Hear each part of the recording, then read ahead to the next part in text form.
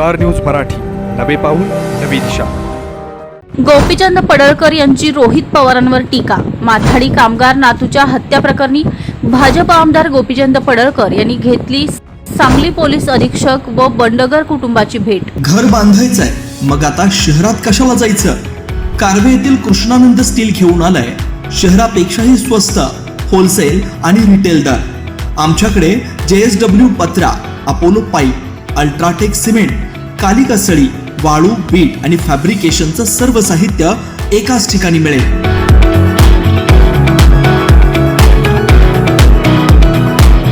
पत्ता कृष्णानंद स्टील, विटा Tasgaon road, MSCB शेजारी, कारवे। प्रवेश सुरू 2026-27। Doctor DY Patil public school, विटा, CBSE।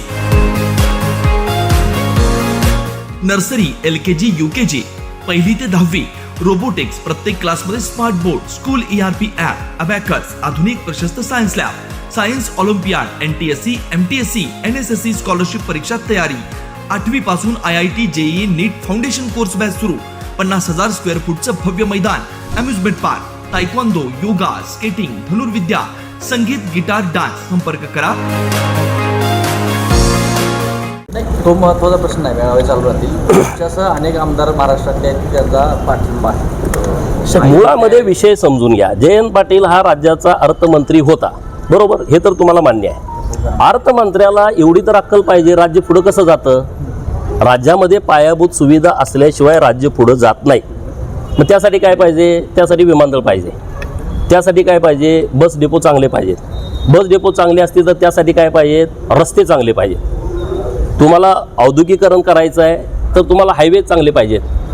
शेतकऱ्यांना तुम्हाला जर पुढं आणायचं आहे त्याला पाण्याच्या योजना पाहिजेत। आता पाण्याची योजना करताना कॅनॉल कुणाला तर रानात गेला ना। आता मैशाळची योजना मैशाळपासून मंगळवेढापर्यंत गेली, मग कितीतरी लोकांच्या रानात गेली। ती लोक म्हणले आमच्या रानात जायचं नाही। योजना झाली असती का? नाही। आता मी माझ्या पडळकरवाडीतून सांगलीला आलो, माझ्या बापाचा रस्ता आहे, कुणाच तरी शेतकऱ्याचा रस्ताच अधिग्रहण केला आहे, त्यातून रस्ता काढला आहे। जयंत पाटील जे शक्तीपीठ रोडला विरोध करतायत ते त्यांचा विरोध कशासाठी आहे मला कुणीतरी विचारावं। पार्टीत कुणी घेतंय का? माझा उपद्रव्य मूल्य काय हे शेतकऱ्यांना माहीत नाही। गावात 10 शेतकऱ्यांच्या शेतांना रस्ता जाणार आहे आणि मेळाव्याला लोक 1000 ही कुठली आली? 990 लोक हे राजकीय बाधित आहेत शेतकरी। मूळ रस्ता बाधित शेतकरी किती आहेत? कारण जेव्हा हा जुना रस्ता होता पवनार, वर्धा टू सिंधुदुर्ग, पत्रादेवी, हा रस्ता आपल्या इथून जात होता कोल्हापूर जिल्ह्यातून। मी कोल्हापूर जिल्ह्यातल्या सगळ्या शेतकऱ्यांना भेटलो आहे, त्यांनी सगळं लेखी दिलं आहे। अरे आम्ही शेतकरी हे रस्ता बाधित शेतकरी आहोत, आम्हाला रस्ता पाहिजे। आणि जेव्हा ही अलाइनमेंट बदलली, म्हणजे जयंत पाटलांना माझा साधा प्रश्न आहे, ही अलाइनमेंट बदलली तेव्हा पत्र कुणाचे आले? पत्र आलंय सुभाष देशमुख, दक्षिण सोलापूर। पत्र कुणाचं आलंय? राजू खरे साहेब, मोहोळ, ते त्यांच्या पार्टीचे आमदार आहे। पत्र कुणाचं आलंय? समाधानदादा अवताडे, मंगळवेढा, पंढरपूर। पत्र कुणाचं आलंय? बाबासाहेब देशमुख साहेब, सांगोला। पत्र कुणाचं आलंय? शाजीबापू पाटील, माजी आमदार, सांगोला। पत्र कुणाचं आलंय? सुहास बाबर, खानापूर, आटपाडी। पत्र कुणाचं आलंय? रोहित पाटील, तासगाव, कवटेमंकाळ। पत्र कुणी दिलंय? सुरेश भाऊ खाडे। पत्र कुणी दिलंय? सुधीर दादा गाडगीळ। पुढं पत्र कुणी दिलंय? राजेंद्र एडरावकर। त्याच्या पुढे गेल्यानंतर पत्र कुणी दिलं? अशोक माने, हातकणंगले। त्याच्या पुढे गेल्यानंतर कुणी दिलं? अमल महाडिक, राजेश क्षीरसागर, शिवाजीराव पाटील, धनंजय महाडिक। राहिला कोण? ज्या लोकांना लाख लाख मतं देऊन निवडून दिलंय ती लोक म्हणतात की शक्तीपीठ महामार्ग झाला पाहिजे। एकट्या जयंत पाटलाला प्रॉब्लेम काय? मी उमदीला सातत्यानं सांगतोय, MIDC घोषित केली, पासथ्रूची जाहिरात दिली, 3 उद्योजक आले, 2.5 एकरवाले। मी हरकून गेलो, मला आता काम झालं, 2000 एकर जमीन माझ्याकडे, मोठी कंपनी येणार। मी परत अधिकाऱ्यांना विचारलं, अरे आपण एवढी पासथ्रू जाहिरात दिली, लोक काय येणार?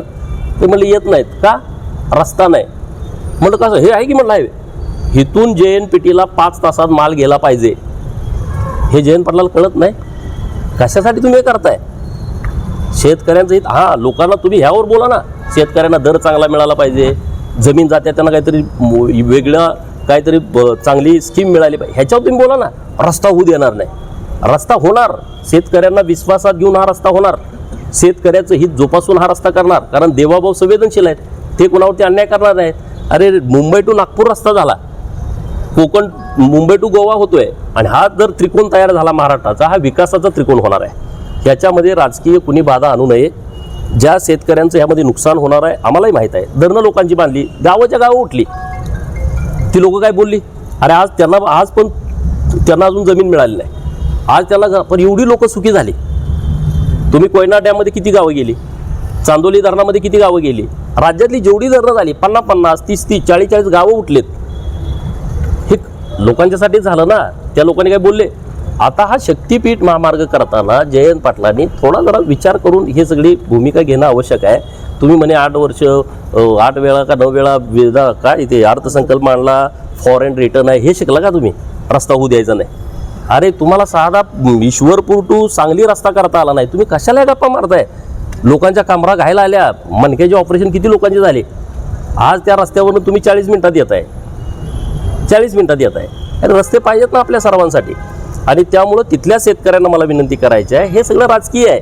त्यांना कुणाला तर बोलावणं यावं म्हणून हे जयंत पाटलांचा स्टंट सुरू आहे. त्यांनी ज्या दिवशी बोलावणं येईल, जरा काहीतरी मटेरियल मिळेल, त्या दिवशी ते सोडून देतील लोकांना. हे लोकांना माहीत नाही. हे त्यांच्यासाठीच आंदोलन सुरू आहे, हे शेतकऱ्यांच्यासाठी नाही आहे. शेतकऱ्यांनी त्याची साथ सोडावी आणि शेतकऱ्यांनी सरकारबरोबर यावं, बोलणं करावं. मी परवा राजू शेट्टी साहेब चर्चेमध्ये होते, त्यांना विनंती केली. राजू शेट्टी साहेबांना आम्ही बघितलंय ना लढताना, तुम्ही बघितलंय, सगळ्यांनी संघर्ष करताना बघितलंय, शेतकऱ्यांना न्याय देताना बघितलंय. आणि त्यामुळं शक्तीपीठ महामार्गाच्या संदर्भामध्ये सरकारकडून काही अपेक्षा असतील तर त्या विषयावरती माननीय राजू शेट्टी साहेबांनी जयंत पाटलाचा नाद सोडून त्यांनी ह्या सरकारशी बोललं पाहिजे. आणि शेतकऱ्याचं हित कशामध्ये आहे ते आपण सर्वांनी बघितलं पाहिजे. पण हा रस्ता झाला तर नक्की चांगला. हा 35 लाख कोटी रुपयाचे रस्ते देशात झालेत, 35 लाख कोटी रुपयाचे रस्ते. त्यामुळे हा रस्ता होणं अत्यंत गरजेचं आहे. अनेक दुष्काळी पट्ट्यांना हा रस्ता पण येणार आहे. कुठून येतोय, वर्धा, यवतमाळ, हिंगोली, नंतर नांदेड, बीड, परभणी, लातूर, धाराशिव, सोलापूर, आता परत इकडे सातारचा काय आता नव्यात भाग येतोय, सांगली येतोय, इकडे कोल्हापूर येतोय, सिंधुदुर्ग, एवढ्या जिल्ह्यातून रस्ता येणार आहे. तर या संदर्भामध्ये चांगली भूमिका घ्यावी. उगाच काहीतरी कारस्थानी भूमिका ही जयंत पाटलांनी ठेवू नये. आपलं तर नावच आहे राज्यामध्ये, त्याच्यावर परत शिक्कामोर्तब तुम्ही या संदर्भात करू नये असं मला त्यांना सांगायचं आहे. देवाचे आभार मानले पाहिजेत की ज्यांना कधी आंदोलनाची सवयच नव्हती, ज्यांना फक्त लुटायचं खळं माहीत होतं. शेतकऱ्यांचं खळं महाराष्ट्रामध्ये सगळ्यात लुटलं कोणी, तर रोहित आणि रोहितच्या आजोबांनी. शेतकऱ्यांना गोळ्या घातल्या कोणी, आजोबाच्या सरकारने. मावळमध्ये जेव्हा लोक पाणी मागायला आली तेव्हा तुम्ही गोळ्या घालता. इथं आपल्या सांगली जिल्ह्यामध्ये नांदऱ्यामध्ये जेव्हा ऊस दराचं आंदोलन झालं, नलावडे, मला वाटतं चंद्रकांत नलावडे शेतकरी, त्याला डायरेक्ट गोळ्या घातल्या. त्याचा नातू आता इथं बसलाय आंदोलनाला. रोहित पवारला माझं आव्हान आहे की जोपर्यंत साखर कारखान्याने FRP दिलेली नाही, ती FRP जोपर्यंत शेतकऱ्यांना मिळत नाही तोपर्यंत यांना उपोषणाला बसलं पाहिजे, अन्नत्याग केला पाहिजे. सोलापूर SP साहेबांना माझी विनंती आहे, पोलीस प्रोटेक्शन रोहित पवारच्या बाजूला लावा. त्याला एक अन्नाचा घाससुद्धा खाऊ देऊ नका. नुसत्या बातमीपुरतं, नाटक करण्यापुरतं रोहित पवाराचं हे आंदोलन आहे ते होता कामा नये. त्याला 11 दिवस 15 दिवस जोपर्यंत शेतकऱ्याची FRP मिळत नाही, कारखानदार हेच आहेत, ते सगळी FRP जोपर्यंत मिळत नाही तोपर्यंत ह्याचं उपोषण चालू राहिलं पाहिजे. नाहीतर नुसतं नाटक, मीडियामध्ये यायचं, सकाळपासून बसायचं, असलं नाटक असेल तर ते काही योग्य नाही. आणि रोहित पवार ॲक्टिंग करायचं माहीत आहे, त्याचे ते सल्लागार हुशार आहेत. सकाळी 9ला तू ये आणि मग तू दिवसभर मीडियामध्ये दिसतोय, ह्याचा हा प्रकार आहे. शेतकऱ्याचं काय ह्याला पडलंय. कारखाने सगळ्यात जास्त दाबले कुणी, रोहित पवारांनी. कुणाचे कारखाने आहेत, शेतकऱ्यांचे. सभासदाच्या फीमधून उभारलेले कारखाने 6 कोटीपासून ह्यांनी ढापलेत. 100-100, 200-200 कोटीचे कारखाने. कशाला रे तुम्ही हे नाटक करताय. हे काय पिक्चरचं शूटिंग चालू आहे, हे काय नटरंग पिक्चरचं शूटिंग आहे, तिथं तू ॲक्टिंग करायला गेलायस. आणि मला समाधान हा बसला पाहिजे. तिथं लोक रोज ह्यांच्या विरोधात आंदोलन करत होते, बसू द्या ना याला महिना 2 महिने, काय फरक पडतोय. शेतकऱ्याचं हित आमच्या सरकारला माहीत आहे. शेतकऱ्यांच्याबद्दल देवाभाऊंचं सरकार अत्यंत संवेदनशील आहे. शेतकऱ्यांना पुण्यश्लोक अहिल्यादेवी होळकर कर्जमाफी योजना जाहीर केलेली आहे. 2 लाखापर्यंतचं कर्ज शेतकऱ्यांना देण्याचं सरकारनं मान्य केलेलं आहे. जे रेग्युलर कर्ज भरतायत शेतकरी त्यांना 50,000 देण्याची भूमिका आपल्या सरकारनं घेतलेली आहे. 3 लाख रुपये रोजगार हमीच्या विहिरीला मिळत होते, आपल्या सरकारनं 5 लाख रुपये केलेले आहेत.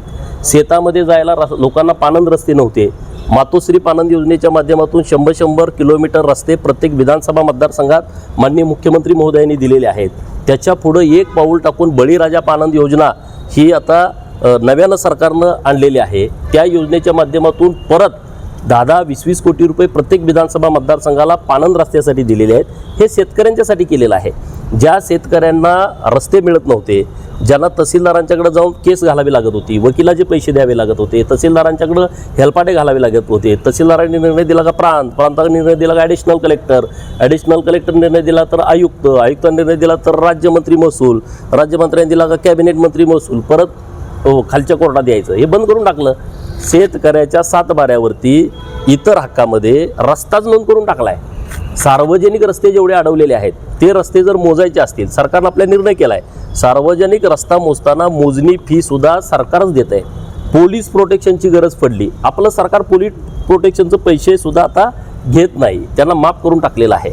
हे जे मोजणी करत होते, मोजणीची प्रकरणं इतकी पेंडिंग आहेत, मोजणीदार लोक उपलब्ध नव्हती. आपल्या सरकारने निर्णय केला, प्रत्येक जिल्ह्यामध्ये 50 मोजणीदार हे तुम्ही कॉन्ट्रॅक्ट बेसवरती घ्यायचे आणि त्यांना तात्काळ मोजणी करून द्यायची. एक ना अनेक विषय आपल्या सरकारनं केलेले आहेत. दिवसा लाईट मिळावी म्हणून सोलार मोठ्या प्रमाणामध्ये देशामध्ये महाराष्ट्र नंबर 1ला आहे सोलार करण्यामध्ये. आपल्या इथं 102 फीडर सोलारवरती आणण्याचं काम मोठ्या प्रमाणात सुरू आहे. माझ्या विधानसभा मतदारसंघामध्ये 20च्या वर सोलार प्लांट झालेले आहेत. असे अनेक क्रांतिकारी निर्णय घेतलेत. सोलारचं कनेक्शन लोकांना देतोय, वीज बिल माफ केलेले आहे आपल्या सरकारनं. हे नुसते बोलायचे वीज बिल माफ कधी करणार, केलं वीज बिल माफ. 7.5 HP पर्यंतचं वीज बिल माफ केलेलं सरकार आपलं आहे. आता प्रत्येक 30 लाख लोकांना घरकुल दिली महाराष्ट्रामध्ये. पहिल्यांदा असं घडलंय. रोहितचे आजोबा 4 वेळा मुख्यमंत्री होते, किती घरकुल आली तेव्हा विचार. आता प्रधानमंत्री आवास घरकुल योजनेमधून 30 लाख लोकांना घरं दिलेत आणि त्याच्यावर सोलर पॅनल पण आपलं सरकार देतं आहे. 5 ब्रास वाळू त्यांना मोफत दिलेली आहे. 1,20,000 केंद्र सरकार घर बांधायला देत होतं. 26,000 रोजगार हमीतून, 12,000 रुपये शौचालयासाठी. आपल्या सरकारनं 50,000 रुपये, आपल्या सरकारचे 50,000 त्यात टाकलेले आहेत. असे खूप सारे निर्णय लोकांच्यासाठी घेतलेत. त्यामुळे रोहितनं चिंता करण्याची गरज नाही, सरकार चिंता करणार आहे. आणि गरिबांच्या मतावरती आम्ही निवडून आलो आहे. कष्टकऱ्यांच्या, 12 बलुतेदारांच्या, 18 पगड जातीच्या लोकांच्या, मेहनत करणाऱ्या लोकांच्या, शेतकऱ्यांच्या जीवावरती आम्ही आलो आहे. त्यामुळे आम्ही लोकांची काळजी करतोय. रोहितनं ॲक्टिंग करायची आवश्यकता नाही. आणि जर खरंच आंदोलन करायचं आहे, जोपर्यंत हे सगळे निर्णय होत नाहीत, जेवढे कारखाने तू ढापलेत ते पहिले सभासदाच्या नावावर कर. जाऊ दे बाकीचे जे विषय, नंतर जयंत पाटलाजी वगैरे नंतर 2 नंबरला बघू. पहिल्यांदा तू कारखाने जे ढापले ते लोकांच्या नावावरती पहिले करून दे, शेतकऱ्यांचे. मग तू शेतकऱ्यांचा नेता आहे. नाहीतर पुढारी व्हायला एवढं सोपं नाही. महाराष्ट्र आहे, खोटं बोलून काय होणार नाही. आणि शेतकऱ्याला कर्जमाफी आमच्या सरकारनं केली आहे. चिंता करण्याची कायच अहो, एकदम स्टंटबाजी करणारा हा माणूस आहे, बोगस माणूस आहे. काय याच्याकडे आहे? कोणतरी त्याचे 4 सल्लागार, तू असं कर, अरे कसं कर, लोकांना माहीत नाही. तू शेतकऱ्याचा कर्दन काळ हा रोहित पवार आणि त्याचा आजोबाचा आहे, हे लोकांना माहीत नाही. आता तुम्ही तारणहार होणार कसं? कर्दन काळाचा तारणहार होणं एवढं सोपं नाही. लोकांना सगळं माहीत आहे. पूर्वी ते चालत होतं, गावात एक पेपर यायचा तेव्हा तुमची नौटंगी चालायची. आता मी इथं काय बोलतोय लगेच कळते सगळ्याला, तो तिथं काय बोलतोय लगेच सगळ्यांना कळते. त्यामुळे काय त्याचा उपयोग नाही. पण जर बसायचं असेल अन्न त्यागला तर ह्याला उपाशी ठेवला पाहिजे. नाहीतर तिथं वडापाव खाणार आणि परत इकडे येऊन म्हणणार मी शेतकऱ्यांच्यासाठी जोपर्यंत कर्जमाफी केली आणि आता तू कर्जमाफी कसली करणार आहे? कर्जमाफी झाली, आता ती कार्यान्वित होते आणि परत त्याचा काही उपयोग नाही. तुम्ही आता मुलाचा जीव गेला असता का? जजच्या पीआयच्या चौकशीची मागणी करताय का? तर बघा, हे सगळं प्रकरण व्यवस्थितपणे माननीय SP साहेबांच्या कानावरती घातलंय. सुरुवात कशी झाली, पुढं पोलीस स्टेशनमध्ये काय झालं, पोलीस स्टेशनच्या प्रांगणामध्ये काय झालं, नंतर सगळा प्रसंग काय घडला, हे सगळ्या बाबी माननीय पोलीस अधीक्षक साहेबांच्या कानावरती घातलेले आहेत आणि त्यांनी आता योग्य सूचना दिलेल्या आहेत. त्याच्यावरती आता मी बोलणं योग्य वाटत नाही, त्याच्यावरती माननीय अधीक्षक साहेब बोलतील. याच्या पाठीमागे कोण वेगळाच असं नेता आहे असं कळते, मोठा कोणतरी नाही. लोक आता मला बोलतायत, ती लोक, मला काय हे प्रसंग माहीत नाही. मी आता आल्याच्या नंतर लोक मला भेटलेले आहेत, तर त्या लोकांशी तुम्ही चर्चा करून घ्या की काय काय घडलं. ती लोक तिथं प्रत्यक्षात होती, त्यांनी कुणाचे फोन ऐकलेले आहेत, काय आहेत, असं मला ते आता सर्किट हाऊसला सांगत होते. तर त्याच्यावरती तुम्ही बोला, मी बोललो तर त्याला वेगळं वळण लागलं. आज रोहित पवार राष्ट्रवादी विलीन करतात. आता ते पवारांना विचारलं पाहिजे. मी काय पवाराचा प्रवक्ता नाही किंवा मला ते सांगत नाहीत विलीन करणार. पण आता काय आहे, त्या विषयावरती न बोललेलं बरं. परत माझ्याच सगळं मुख्यमंत्र्यांनी सांगितलं बुडतील नावेत कोण बसते का? हे माननीय मुख्यमंत्री महोदयांची आज प्रेस झाली आणि त्यामध्ये त्यांना प्रश्न विचारते. मला बरोबर बुडती नाव आहे, त्यात कुणी बसणार नाही. आणि जरी कुणी बसला तर ते त्यात त्यांचं नुकसान होईल. त्यांना आम्हाला काही फरक पडत नाही. ते कुठं काय बसले आणि काय झाले त्याच्याशी आम्हाला देणं घेणं नाही. कारण विचारधारेवरती ह्या पार्ट्या नाहीत. ना काँग्रेसला विचारधारा आहे, ना राष्ट्रवादीला विचारधारा आहे. त्यांची विचारधारा म्हणजे काही लोकांना बरोबर घ्यायचं आणि सत्तेत घुसायचं, ह्याच्या पलीकडे त्यांना काहीच घेणं देणं नाही. त्यामुळे ते कुठे गेले काय नाही गेले काय त्याचा आम्हाला चिंता करण्याची आवश्यकता नाही. तुम्ही आता बोलत असताना सांगितले की रोहित पवार यांना आंदोलनात उचलावी अशा पद्धतीची भूमिका मी माननीय SP साहेबांच्यावर मांडलेली आहे. कारण हा प्रकार जतमध्ये घडला आणि हे सगळे लोक एकाच गावातले आहेत, नात्यागोत्यातले आहेत आणि हे प्रकरण सातत्यानं वाढायला लागलेले आहेत. तर परत असं काही प्रकरण घडू नये याच्यासाठी योग्य काळजी पोलिसांनी घ्यावी अशा पद्धतीची विनंती माननीय SP साहेबांच्याकडे केली आहे. जतमध्ये हा प्रकार घडलेला आहे, वेळी जर का पोलिसांनी रोखलं असतं तर ही दुर्घटना घडली नसती. बरोबर आहे. जत मध्ये जर हे सगळं शांततेत सगळा विषय मिटला असता किंवा कारवाई झाली असती तर हे पुढचं जे प्रकरण झालं मुलाचं मर्डर होण्याचं ते मर्डर झाला नसता अशी भावना आम्ही इथं मांडलेली आहे. परंतु आता इथून पुढं पोलीस प्रशासनाने असे जेव्हा सेन्सिटिव्ह विषय येत आहेत तेव्हा अत्यंत गांभीर्यानं या सगळ्या विषयाकडे बघितलं पाहिजे आणि त्या विषयाचा तात्काळ कारवाई तर करणे नाहीतर ते सामंजस्यपणाने मिटवणे दोन्हीपैकी एक काहीतरी तात्काळ केलं पाहिजे की जेणेकरून असे प्रसंग होण्यापासून टाळलं जाईल. सध्या सांगली जिल्ह्यामध्ये गुन्हेगारी वाढत चाललेली आहे, त्या संदर्भात आपण मुख्यमंत्री गुन्हेगारीचा योग्य बंदोबस्त पोलीस प्रशासन करेल. त्यामुळं माननीय मुख्यमंत्री महोदयांना आम्ही सोमवारी हे सगळं कानावरती घालतोय.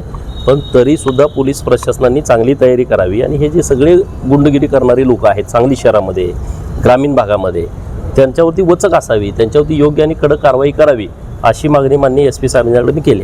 कुठेतरी पोलिसांनी आता ॲक्शन मोड येण्याची 100% ॲक्शन मोडवरती आलंच पाहिजे पोलिसांनी आणि असं नाहक लोकांचं बळी जाणं हे आपल्यासाठी योग्य नाही, चांगलं नाही आणि त्यामुळं एकदम कडक पाऊल पोलीस प्रशासनानं उचलावं अशा पद्धतीची भूमिका आमची आहे आणि ती आम्ही आता इथं मांडलेली आहे. जतच्या पोलिसांनी उन्हात आभार मानले पाहिजेत का?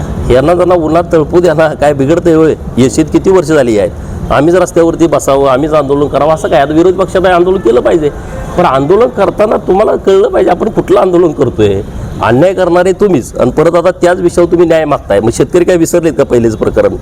नाही ना विसरले. तुम्ही माळशिरसचा अलीकडचा भाग कायम दुष्काळी ठेवला. आत्ता प्रॉपर बारामतीतली 40-50 गावं आताही दुष्काळी आहेत. आपला जिल्हा त्यांच्या पाठीमाग किती वर्ष होता? सगळा जिल्हा दुष्काळी होता. सातारा जिल्हा तर त्यांचा बालेकिल्ला होता.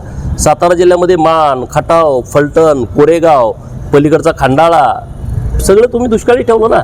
आपल्या सरकारनं त्या लोकांना मदत केलेली आहे, पाणी दिलेलं आहे. मराठवाड्याचा तर विषय वॉटर ग्रीड माननीय मुख्यमंत्री महोदयाने आणली. यांचं उद्धव साहेबांचं सरकार आल्यावर त्याला स्थगिती दिली मराठवाडा वॉटर ग्रीडला. समुद्रात वाहून जाणारं पाणी ते काय देवाभाऊ मुख्यमंत्री झाल्यापासून जाते का? परंतु देवाभाऊला वाटलं ना समुद्रात वाहून जाणारं पाणी हे उचललं पाहिजे आणि ते दुष्काळी तालुक्यांना दिलं पाहिजे. अरे आमचं सरकार असं आयडियल काम करतंय ना. मराठवाड्यामधली जेवढी धरणं आहेत ती एकमेकांना जॉईंट करायचा निर्णय केला. मग धरणं काय आता झालीत का? 50-50, 60-60 वर्षापूर्वी झालेत. तेव्हा तुम्हाला काय सुचलं नाही की धरण एकमेकाला जोडलं पाहिजे? नदी जोड प्रकल्प आता हातामध्ये घेतला. अटलजींचं स्वप्न होतं की नदी जोड प्रकल्प केला पाहिजे, आपल्या सरकारनं हातामध्ये घेतला ना.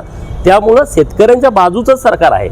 शेतकऱ्यांच्यासाठी लागणारे सगळे निर्णय. आणि आता मी मागच्या 2 महिन्यापूर्वी जतमध्ये 2000 अवजारं वाटली एका विधानसभा मतदारसंघात. तुम्ही कार्यक्रम दाखवला. 2000 अवजारं, त्यातले 1150 नुसते ट्रॅक्टर होते की जे अनुदानावरती वाटलेत. मला सांगा ह्याच्या अगोदर कधी एका तालुक्यामध्ये 1150 ट्रॅक्टर वाटलेत? मी त्या कार्यक्रमाला होतो, तुम्ही तो मीडियामध्ये दाखवला. असं सगळ्या तालुक्यामध्ये सुरू आहे.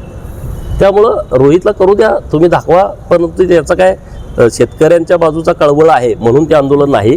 त्याला त्या सगळ्या राजकारणामध्ये पुढे जाण्यासाठी काय काय करावं लागते त्याची ती सुरू आहे. आपल्या परिसरातील लेटेस्ट बातम्या पाहण्यासाठी स्टार न्यूज मराठी यूट्यूब चॅनलला आत्ताच सबस्क्राईब करा.